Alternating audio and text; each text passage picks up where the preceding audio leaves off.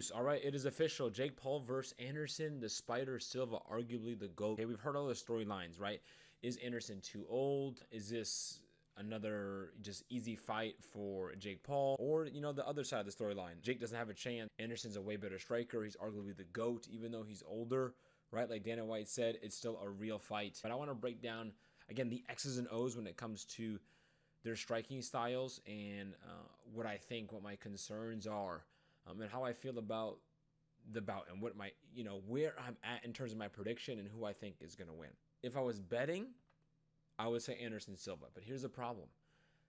I pretty much bet against Jake, not in every single one, but like Woodley. I thought Woodley would get it done, and he almost did on the first one. And then he didn't. And obviously, the second one was short notice. I didn't think it would end like that. I think that was obviously a shocker, the KO. A couple of things right off the bat. Number one, for Jake, he is not the bigger guy for once. Anderson Silva is a rangy guy. He's taller. He's got the reach. Not a huge advantage, but definitely enough for it to be an issue for Jake. Jake has had the luxury of being able to fight on the outside. And in Woodley 1, right, Woodley was able to close the gap at times, and Jake was just barely able to stay on the outside of the punches, sometimes get caught, but to avoid those extra flurries by staying on the outside of the range, staying on his back foot, and, circling around the outside of the ring. I think he's going to have a much harder time doing that because Anderson is obviously taller and he has a better footwork and those long arms. It's going to be harder for Jake just to stay on the outside and try to jab his way out of situations. Anderson's going to do a better job of being able to find his way in and maintain that range with having pressure, right? If Anderson's able to get Jake against the ropes, it's going to be difficult for Jake to be able to find a way out because of the reach advantage for Anderson. So Jake has a new challenge besides dealing with the feints, the footwork, the striking IQ of Anderson Silva. The range plays a big factor. The other thing is punch volume. Anderson is going to be high with his volume of punches. He's not like a one and done type guy. If you just try to exit out of there off of one punch, Anderson's going to follow up and throw combinations. I'm hoping that what we're going to see is Jake's defense be challenged here. His ability to deal with combinations and deal with pressure and someone cutting off the ring. How does he deal with that? And then the other part of it is he's versing a southpaw, a very skilled southpaw in that. So now Jake has all these challenges in this fight. Someone who's a lot more skilled and is very awkward in the way that they approach the fight. Never mind the fact that he's a southpaw, but just his approach. I think Jake has a lot more to overcome than Anderson Silva does. Now, here's the thing. Jake, you can say whatever you want about his boxing style and his ability. He is not afraid to bite down his mouthpiece, to duck and throw bombs, even when you're coming in. Especially you saw this in Woodley 1, but it started with the Gibb fight, and then it carried over to Askren, and then Woodley. You saw it with Nate Robinson as well, that when you're going to pressure him, he's going to try to get out, right? But he's going to sit down and throw bombs, and he's not afraid to go for that knockout shot. This is where Jake is really scary. It's not him coming forward and trying to put pressure on Anderson and trying to outbox Anderson. It's when Jake does get hit. Because if you remember, he cracked Woodley right after he got cracked. He got cracked like literally into the ropes. Was able to survive his circle out. And then Woodley kind of came in and Jake cracked him. Right? He wasn't afraid just to bite down again.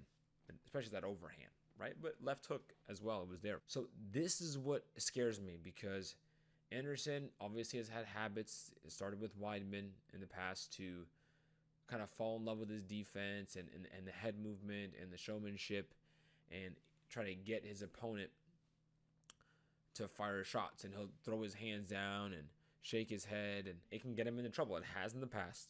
He's definitely gotten hit quite a few times. You see in his matches, he'll get hit and he'll just try to like bite down his mouthpiece and take the shots and try to ride the shots. That to me is just not a great idea. That's one of the things that bothers me. I think Anderson could be like the Floyd Mayweather in a sense that if he really wanted just to fight defensively and fight perfect and score, he would be nearly untouchable. But because he puts himself at risk, he's been caught a few times and he gets scored on more so than he should. I can see Anderson Silva not like underestimating Jake, But like Woodley did, you may land something and Jake may, respond not in the natural way.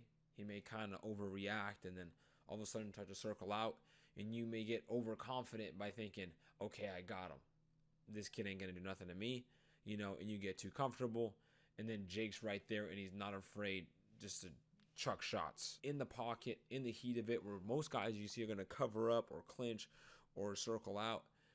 He's not afraid just to, leave it all out there and take that risk, the risk to be able to take a shot to land one. You saw his ability to land that right hand. Even though Anderson has all the tools to like make this almost picture perfect and just kind of take Jake to school. Jake, the thing that he has up his sleeve is literally Anderson Silva's kryptonite.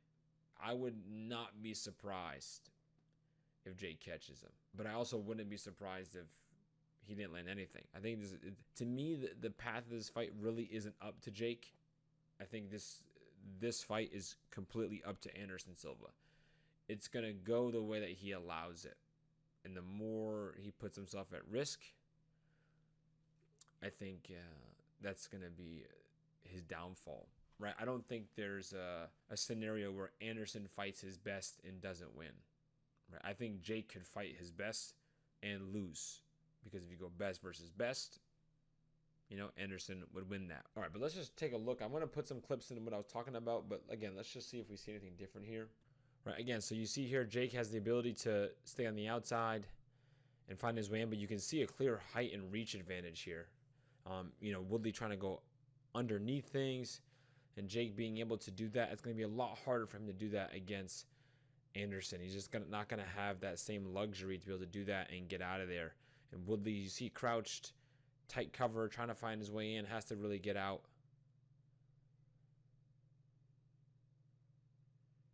Yeah, big overhand and able to find his way out here, but Woodley's really trying to close the gap and having trouble with it. Those kind of shots there, not sure he's going to be able to get away with that the same way with Anderson.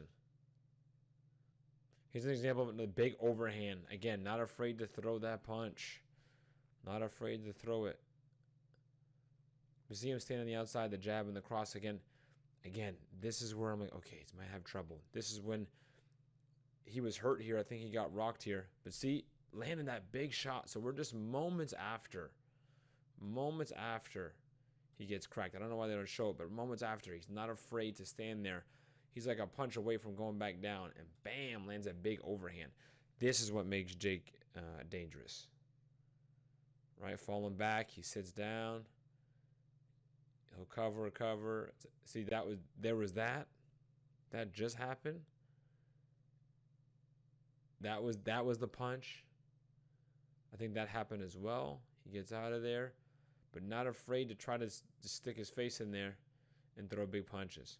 But Woodley was landing well here. But see, things like that, these are not so much that, not when he's coming forward. It's when his opponent is coming forward and he sits down and just rips, right? Because Woodley's landing things here.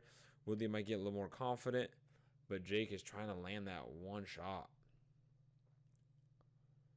This is the 5th round, so he clearly, even though he's getting hit, he's not afraid to come forward with those shots, and that's where I just get worried with Anderson. Like if Anderson just gets a little too cute with his shots and his offense, it can become dangerous. All right, let's just take again a quick look here at Anderson versus Julio Cesar Chavez Jr. Anderson, you can already tell the movement, right? The movement, he's doing a great job of staying on the outside. This is round 1. I remember watching his fights, he really takes his time in the first couple rounds to make sure that he can find his range, which is smart instead of just diving in there.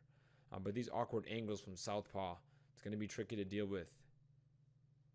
And defensively, his ability to lean back and stay out of range is big, but he does get hit. This is Chavez, obviously, so Chavez is not no slouch, and he knows how to hit people, so that's a big difference there, and take a punch. But you're going to see that Anderson is going to be available, and I think as Anderson's confidence increases, I think Jake's chances of landing a knockout also increases. You know what I'm saying? That's the part that becomes tricky for me when I think about this. But Anderson's defense is just so slick. He has such good awareness. But again, all it takes is one moment. But this type of movement and the bouncing in and out, the cheekiness, just his level of striking and feinting and timing, it'd be very difficult to time. And Jake's going to have to throw punches in bunches, but he's going to have a hard time to be able to time him. And to see Anderson do this, put his back against the ropes here, like I don't see Jake, maybe he could, but I think it's going to be hard for Jake to land anything significant in this type of moment where Anderson switched on defensively. He's being, he's taunting here, but he's alert and his instincts are very good, right? It's more so when he's coming in offensively that he can get a beautiful uppercut, right? So here, again, you see the levels, the difference, right, in the ability of Anderson. Anderson is older. I think the better Anderson does, the more dangerous Jake becomes. That's where Anderson has to be careful. And that's where I think Jake's chance is right there. I don't see him getting a decision, outpointing Anderson in just their boxing ability. Jake's chance, what he has to do to win, is almost find a way to rope-a-dope, right? Find a way to lull him in, right? To get Anderson's confidence too high. Is Jake gonna shock the world? And if he does, what does that mean for MMA world, the martial arts, combat sport, turn upside down? Let me know what you think. Is my analysis spot on? Am I way off? Let me know what you think. Leave a like and subscribe. Oos.